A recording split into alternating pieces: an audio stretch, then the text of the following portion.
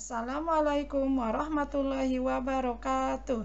Selamat pagi dan tetap semangat ya anak-anakku yang ibu cintai dimanapun kalian berada. Mudah-mudahan kita masih diberi kesehatan oleh Allah Subhanahu wa Ta'ala. Nah, pada kesempatan kali ini ibu akan memberikan materi di tema 2, subtema 2, pembelajaran 3 tentang hak dan kewajiban sebagai anggota masyarakat, juga mengenai jenis usaha ekonomi yang dikelola secara perorangan dan kelompok. Untuk mengetahuinya lebih dalam, yuk kita ikuti pembelajarannya. Baiklah anak-anak, kita perhatikan ya gambar-gambar di bawah ini. Yang pertama adalah gambar yang menunjukkan sebuah keluarga yang mengadakan kerja bakti di lingkungan rumahnya.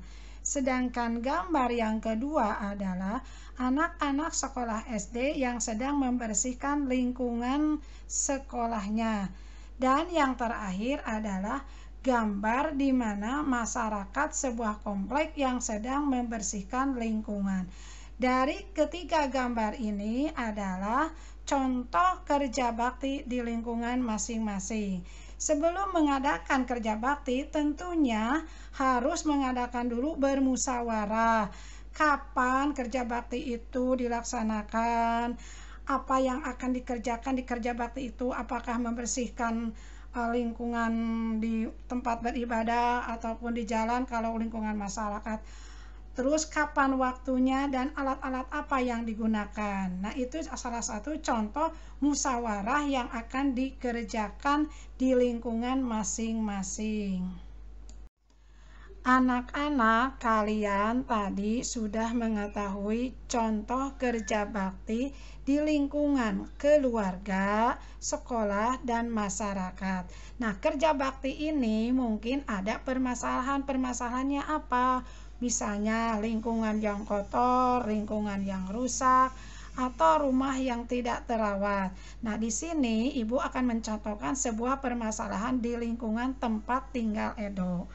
Masalah yang dihadapi di lingkungan tempat tinggal Edo adalah sampah yang menumpuk dan menyebabkan bau busuk sehingga mencemari udara di lingkungannya. Untuk pemecahan masalahnya adalah warga mengadakan musyawarah bagaimana cara mengatasi bau busuk dari sampah yang membusuk. Jadi sebelum mengadakan kegiatan, warga sekitar tempat Edo itu mengadakan musyawarah dahulu. Hasil musyawarah di tempat lingkungan Edo tinggal ada 2. Yang A adalah warga akan menyediakan 2 buah tong sampah. Yang satu untuk menampung sampah-sampah yang dapat didaur ulang. Dan yang satunya lagi untuk sampah-sampah yang membusuk. Yang B, mengolah sampah-sampah yang dapat membusuk untuk dijadikan pupuk kompas yang nantinya berguna untuk tanaman sebagai pupuk organik. Di lingkungan tempat tinggal Edo, masyarakatnya sudah bertanggung jawab terhadap lingkungannya, di mana sampah yang tadinya menumpuk dan membusuk oleh mereka dibersihkan, sehingga lingkungan menjadi bersih. Nah, itu merupakan salah satu contoh dari tanggung jawab masyarakat terhadap lingkungannya. Ngomong-ngomong tentang hak dan kewajiban, yuk kita pelajari lebih mendalam. Apa itu yang dimaksud dengan hak? Hak adalah sesuatu yang harus kita terima atau kita miliki. Nah, di sini ada beberapa hak sebagai warga masyarakat. Yang pertama adalah mendapatkan perlindungan hukum. Artinya, setiap warga negara dilindungi oleh hukum. Ketika ada seseorang yang terkena hukum atau terlibat dengan hukum, maka biar pengadilanlah yang menyelesaikannya. Yang B, mendapatkan pekerjaan dan penghidupan yang layak. Artinya, setiap warga negara Indonesia berhak mendapatkan pekerjaan atau penghidupan yang layak yang sesuai dengan ketentuan yang berlaku. Misalnya ketika kita ingin menjadi pegawai negeri sipil atau pegawai swasta harus mengikuti atau aturan yang berlaku. Yang C, menikmati lingkungan bersih. Artinya setiap warga negara berhak mendapatkan lingkungan yang bersih. D, hidup tenang dan damai, itu milik semua warga negara, berhak memilikinya. Yang E, bebas memilih, memeluk dan menjalankan agama. Jadi setiap warga negara Indonesia bebas menentukan agama yang dia miliki atau yang dia anut atau yang peluk. Jadi tidak dipaksakan oleh negara harus memeluk agama A atau agama B. Yang F, berpendapat dan berorganisasi. Artinya masyarakat Indonesia bebas mengeluarkan pendapat asal disampaikan dengan aturan yang berlaku dan bisa mendirikan organisasi kemasyarakatan yang sesuai dengan peraturan yang berlaku juga. Yang G, mengembangkan kebudayaan daerah. Artinya bahwa masyarakat di Indonesia berhak mengembangkan kebudayaan daerahnya. Misalnya di Jawa Barat ada kebudayaan wayang golek. Nah, masyarakat Jawa Barat berhak mengembangkannya dengan cara apa? Misalnya dengan cara mengadakan padepokan wayang golek supaya generasi mudanya mengetahui dan mau belajar tentang wayang golek tersebut. Tadi kita sudah berbicara mengenai hak yang harus kita laksanakan sebagai warga masyarakat. Ada hak, ada juga kewajiban. Kewajiban sebagai warga masyarakat. Apa itu kewajiban? Kewajiban adalah sesuatu yang harus kita penuhi atau sesuatu yang harus kita laksanakan, kerjakan, tidak boleh tidak. Nah, di sini kewajiban sebagai warga masyarakat antara lain A, mematuhi aturan atau norma yang berlaku dalam masyarakat. Supaya kita tidak diacuhkan atau dijauhi oleh lingkungan masyarakat, maka kita harus mematuhi aturan atau norma yang berlaku di masyarakat. Masyarakat di daerah A dengan di daerah B tentu berbeda. Maka kita melaksanakan yang sesuai dengan lingkungan kita di mana tempat kita tinggal. Yang B, menjaga ketenangan dan ketertiban lingkungan masyarakat. Nah, kewajiban kita ini sebagai warga negara harus menjaga ketenangan dan ketertiban. Misalnya saja, tidak membunyikan klakson yang terlalu keras atau ngebut di jalanan kompleks sehingga mengganggu ketertiban dan ketenangan warga masyarakat. Yang C, mengikuti kegiatan yang ada di lingkungan RT atau RW di lingkungan setempat. Misalnya ketika ada kerja bakti atau gotong royong atau musyawarah yang berada di lingkungan kita, kita harus mengikutinya. Seandainya pun kita tidak bisa ada kepentingan yang lebih penting, kita harus melaporkan dulu ke ketua RW-nya atau ketua RT. Yang D, menghormati tetangga di lingkungan tempat tinggal. Jadi artinya kita dengan tetangga harus saling menghormati. Caranya bagaimana? Ketika kita bertemu harus saling sapa, menyapa dan tersenyum, tidak menyalakan radio atau TV yang keras sehingga mengganggu ketertiban rumah tangga orang lain atau tetangga kita. Yang E, membantu tetangga yang terkena musibah. Artinya ketika ada orang yang sakit atau yang kena musibah, kena kebakaran ataupun ada rumahnya yang kemalingan, kita sebagai tetangga wajib membantunya. Misalnya dengan cara apa? Ikut membantu membersihkan puing-puing yang bekas kebakaran, membantu memberikan makanan atau pakaian. Yang F, menjaga kebersihan lingkungan tempat tinggal. Jadi tidak membuang sampah sembarangan, membersihkan lingkungan seminggu sekali dengan tetangga yang lainnya. Berbicara mengenai hak mendapatkan pekerjaan atau penghidupan yang layak untuk warga negara Indonesia atau warga masyarakat.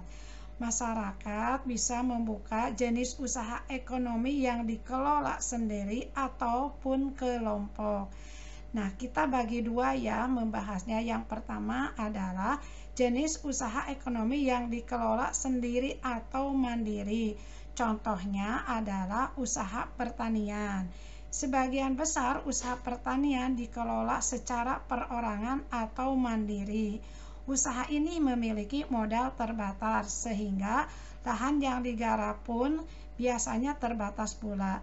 Tetapi ada juga usaha pertanian yang dikelola atau dilakukan secara besar-besaran. Yang berikutnya B, usaha perdagangan. Anak-anak, kita sering menjumpai di mana-mana orang banyak yang berjualan. Nah, usaha berjualan atau berdagang ini secara perorangan biasanya berskala kecil dan sedang.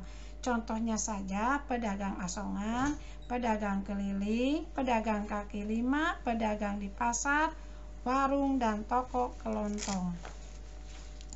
C.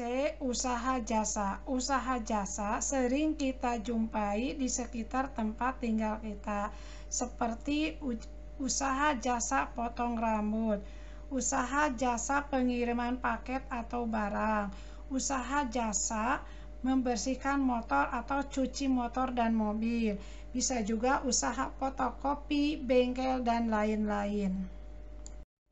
Yang terakhir dari usaha perorangan adalah industri kecil. Industri kecil yang dikelola perorangan merupakan industri rumahan. Artinya, pelaksanaan atau proses produksinya dilaksanakan di rumah.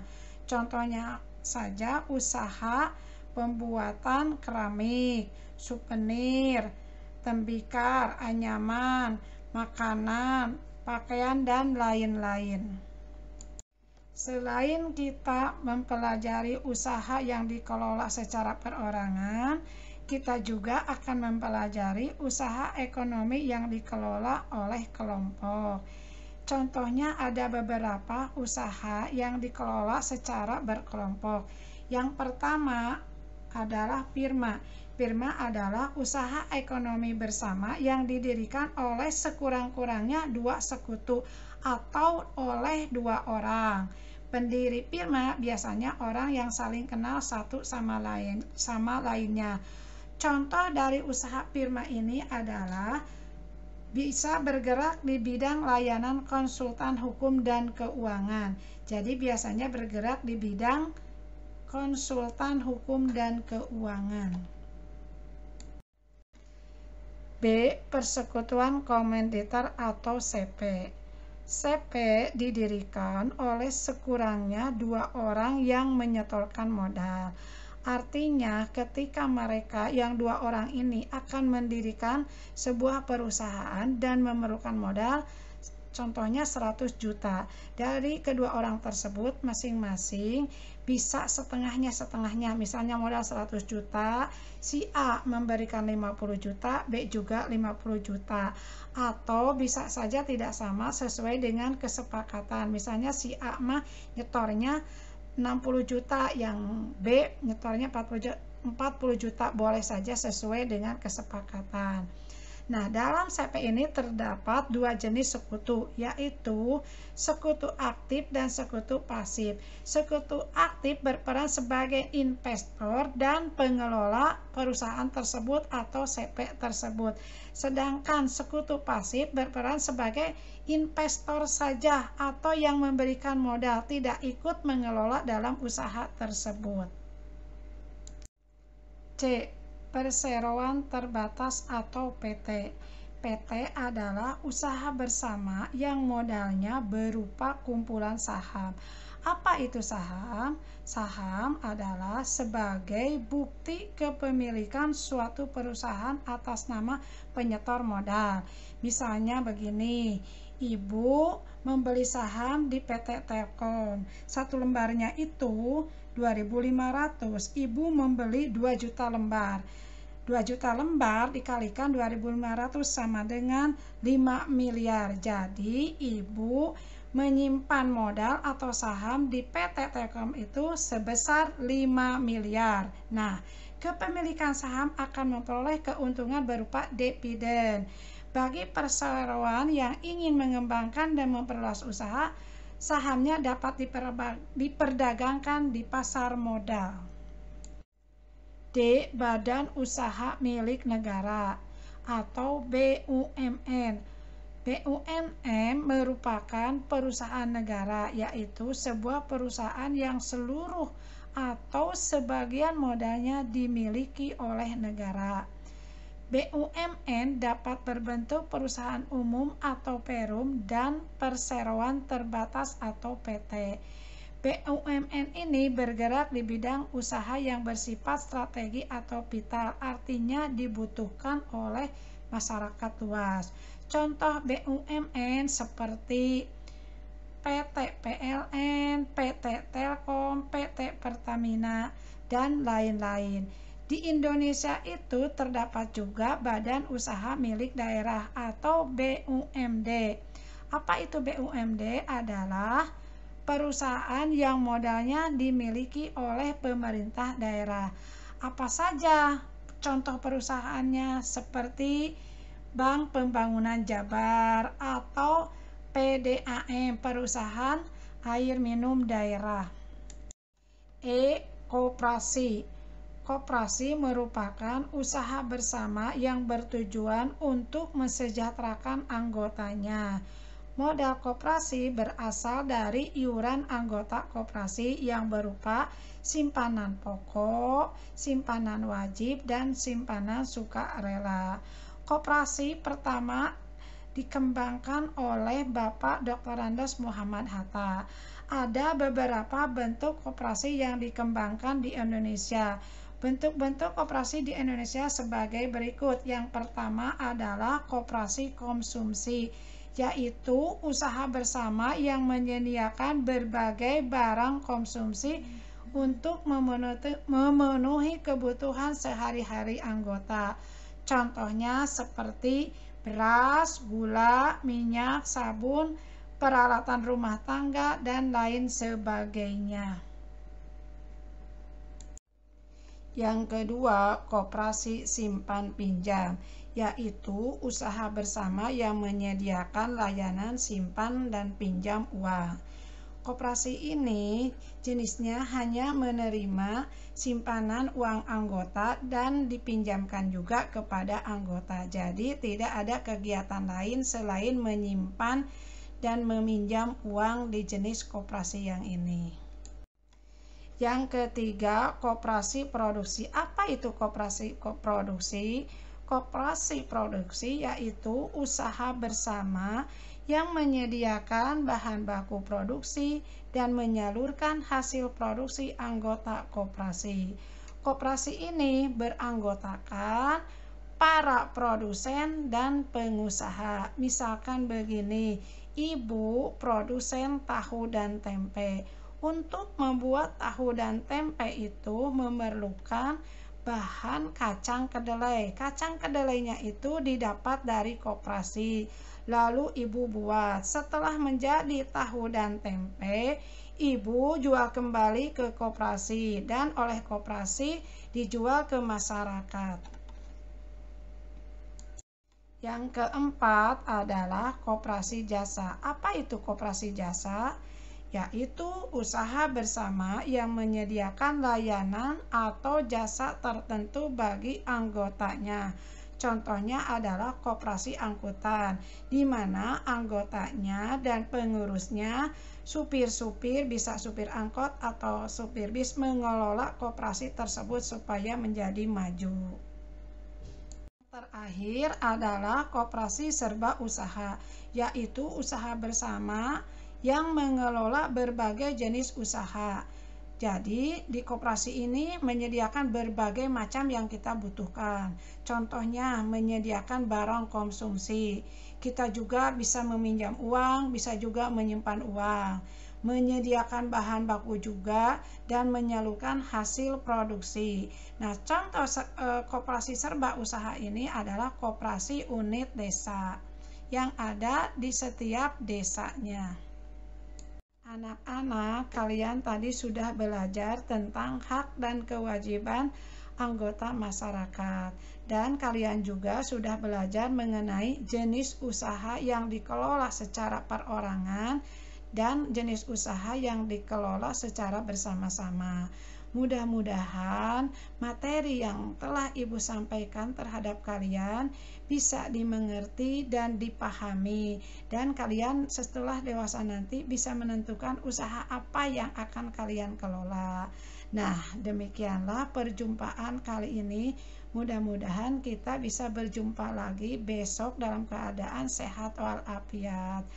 Sampai jumpa lagi. Assalamualaikum warahmatullahi wabarakatuh.